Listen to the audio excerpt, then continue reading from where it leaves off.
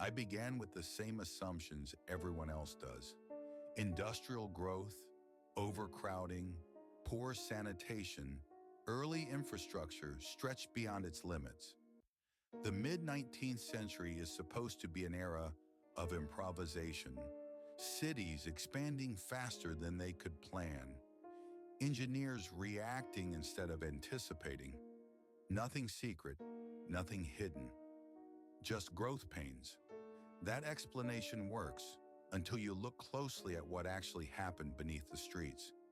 Between roughly 1840 and 1880, cities across Europe, North America, and parts of Asia underwent transformations that are still described as routine modernization.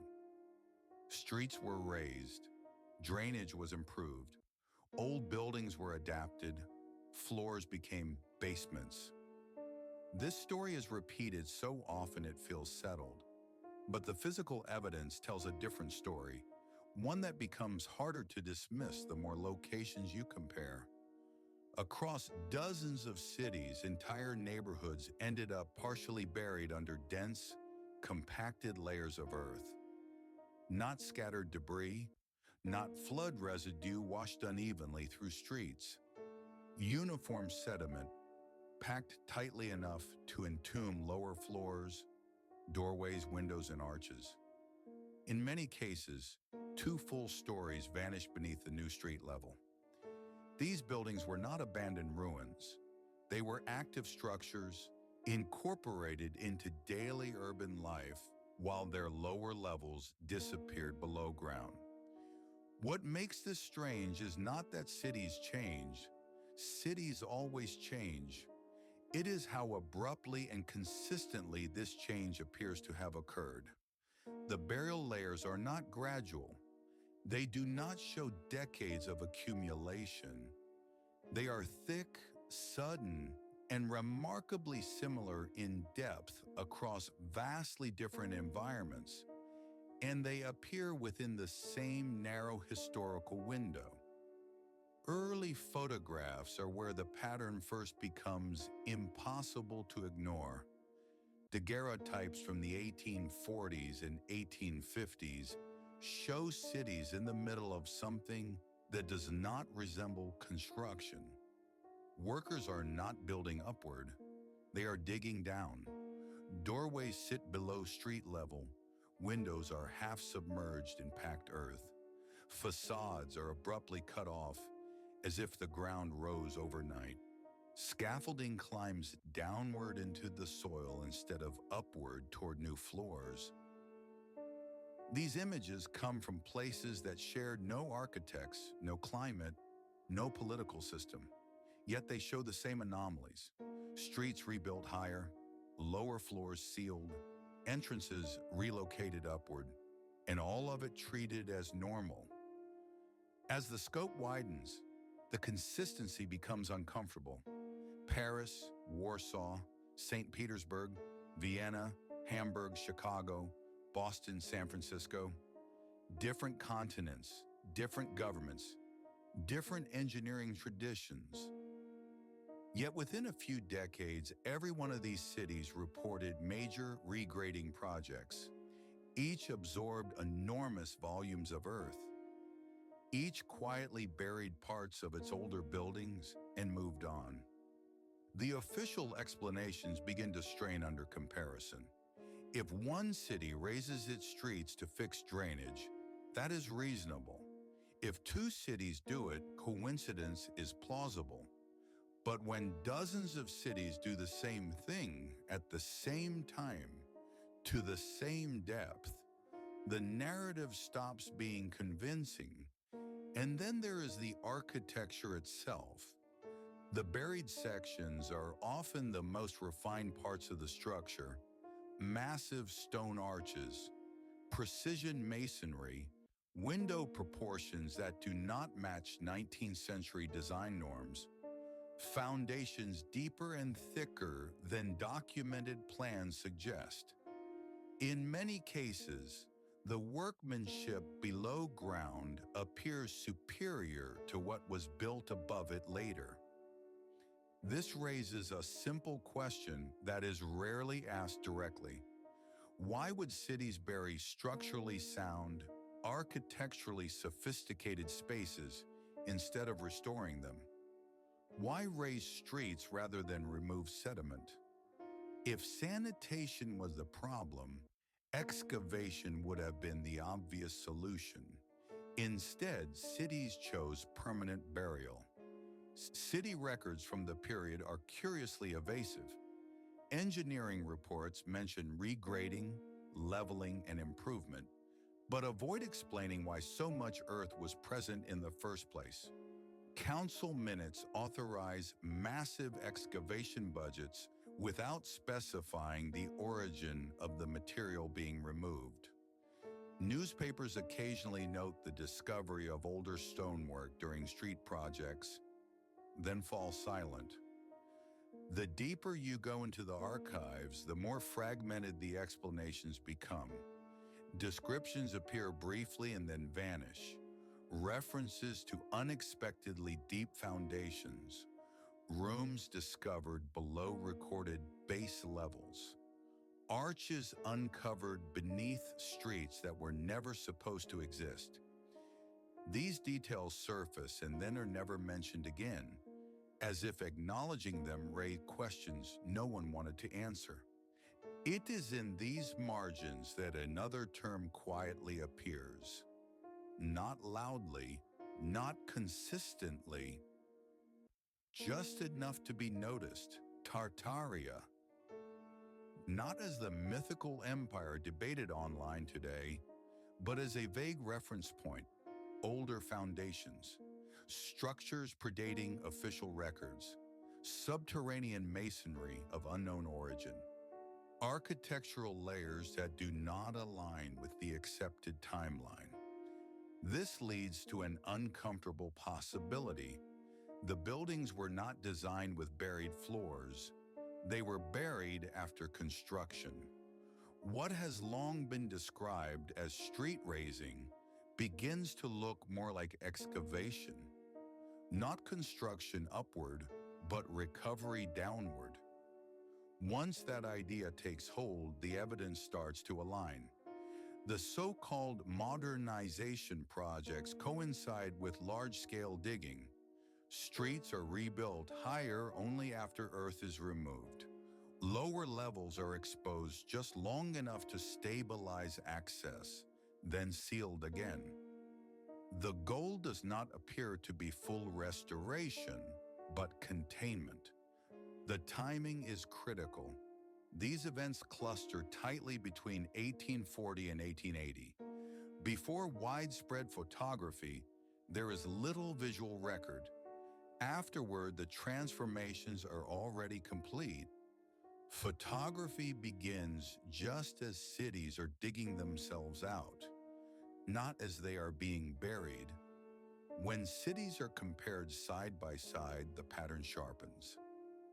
Sediment depths fall within the same narrow range, often between 2 and 4 meters. Excavation techniques repeat. Lower floors are abandoned instead of renovated, and beneath them, an architectural style emerges that looks strikingly similar across continents. These structures share a hallmark that do not sit comfortably in the mid-19th century.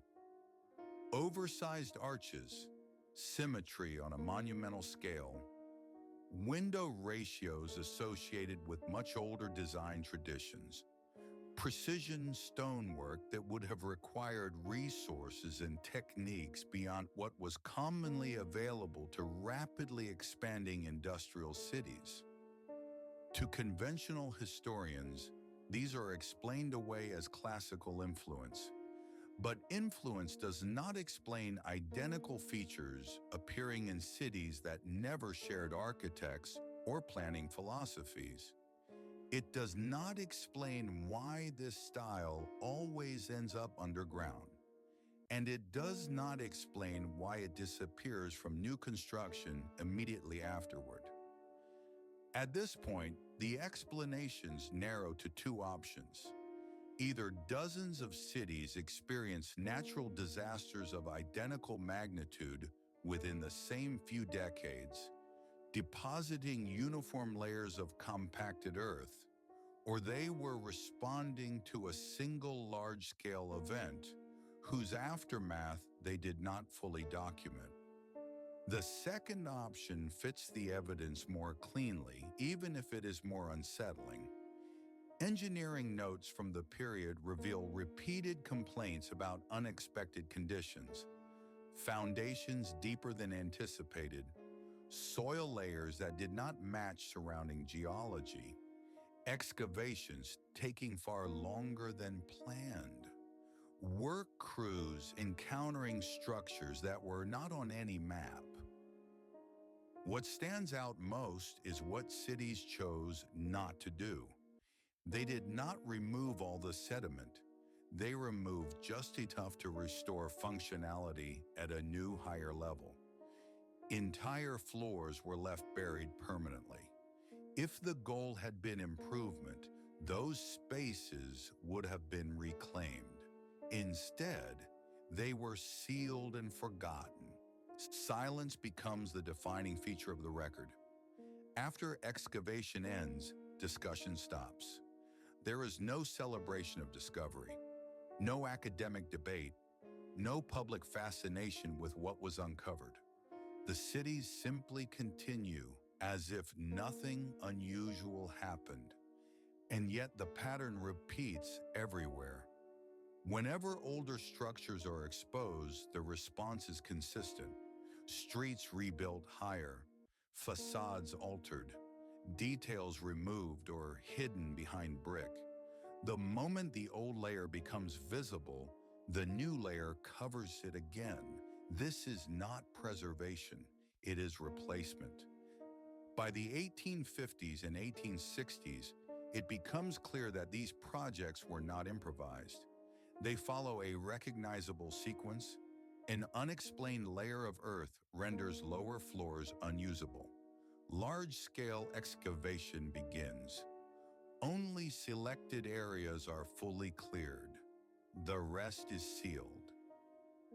Urban life resumes at a higher level. This sequence appears across continents with remarkable precision. Different languages, different governments, identical responses. Which raises the most troubling question of all. Who coordinated this? Many of the cities involved were politically unstable, financially strained, or recovering from conflict. Individually, few had the resources to undertake excavations of this magnitude. Yet within a 30-year span, they all managed to mobilize massive labor forces, remove millions of tons of earth, and reshape their urban landscapes. The documentation does not reflect the scale of the effort. Budgets are vague, orders are generic, instructions repeat across borders with minimal variation. Uncover entrances, clear lower arches, stabilize buried floors, restore access. This is not the language of innovation, it is the language of recovery. As excavation progressed, reports mention features that do not belong to 19th century construction. Oversized subterranean windows, deep chambers beneath street level, corridors extending beyond mapped districts, foundations that seem engineered for loads far greater than anything built above them later.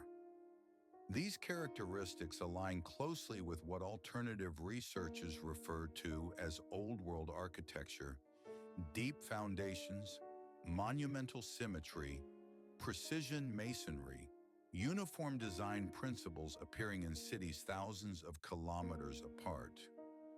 Either 19th century builders achieved a level of global architectural standardization never documented elsewhere, and then immediately buried it, or they inherited structures they did not build.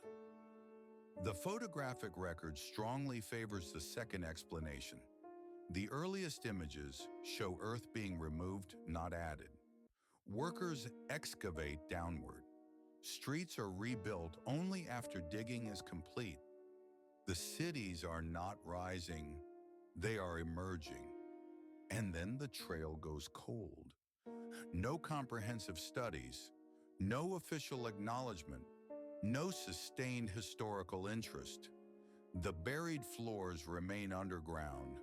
The narrative resets. Modern cities move forward. This silence is often dismissed as coincidence or bureaucratic oversight. But silence, when it repeats this consistently, becomes its own form of evidence. If there had been nothing unusual beneath those streets, there would have been no reason to stop digging. If the structures matched expectations, they would have been documented, restored, celebrated. Instead, they were concealed. What remains is a pattern that refuses to disappear, a global episode of excavation disguised as modernization, a narrow historical window in which cities across the world responded to the same problem in the same way, without ever clearly stating what that problem was. Whether this points to a suppressed architectural period, a forgotten catastrophe, or a coordinated recovery effort after an event too disruptive to frame publicly, the evidence suggests that the cities of the 19th century were not simply building the modern world. They were digging themselves out of something,